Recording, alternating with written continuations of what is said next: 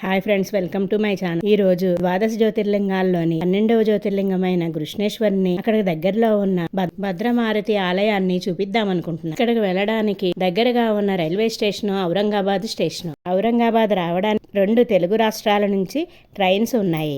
ఔరంగాబాద్ కి domestic airport కూడా ఉంది. ఇక్కడికి వెళ్ళడానికి ఫ్లైట్స్ లో కూడా వెళ్ళచ్చు. ఔరంగాబాద్ నుంచి కృష్ణేశ్వరికి 30 కిలోమీటర్లు ఉంటుంది.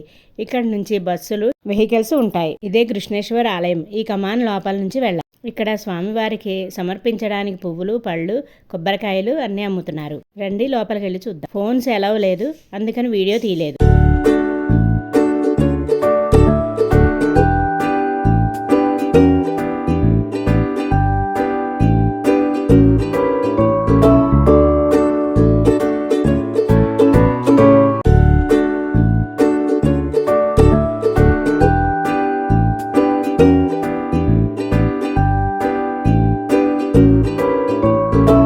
వారికి సమర్పించడానికి బిల్వదళాలు, అరటి పువ్వులు ఇక్కడ దొరుకుతున్నాయి. ఇది ప్రధాన ఆలయము. కృష్ణేశ్వర యొక్క స్థల పురాణము. పూర్వము దేవగిరి దుర్గములో సుధర్ముడు అనే బ్రాహ్మణుడు తన భార్య సుదేహతో కలిసి ఉండేవాడు. వారి నిత్యం అనేక పూజలు, నైతిక కార్యక్రమాలు నిర్వహించేవారు.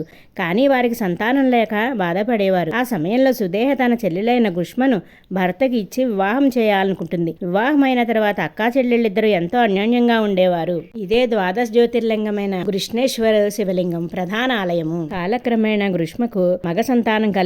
కొంతకాలానికి గుష్మకు కుమారుడి వివాహం జరుగుతుంది. చెల్లెలి సంతానం అభివృద్ధి చెందడం సహించలేని సుదేహ కుమారుణ్ణి చంపి కోనేటిలో పడేస్తుంది. శివభక్తురాలైన గుష్మ ఇదంతా పరమేశ్వరుడు ఇలా అనుకుంటుంది. పరమేశ్వరుడు జరిగిన విషయాన్ని గుష్మకు వివరిస్తాడు. పరమాత్ముడు సుదేహను సంహరించడానికి ఉపక్రమించగా వద్దని గుష్మ ప్రాధేయపడుతుంది. దాంతో పరమేశ్వరుడు సుదేహకు పాప పరిహారం కల్పిస్తాడు. అప్పుడు గుష్మ స్వయంభూ కొలువయ్యి ఆ అశ్మేషుడుగా కాలక్రమంలో కృష్ణేశ్వరుడుగా ప్రసిద్ధి చెందాడని స్థల పురాణం. ఇక్కడ రుద్రాక్షలు, శివలింగాలు, కస్తూరికాయలు, శంఖాలు, స్ఫటికలింగాలు కూడా అమ్ముతున్నారు.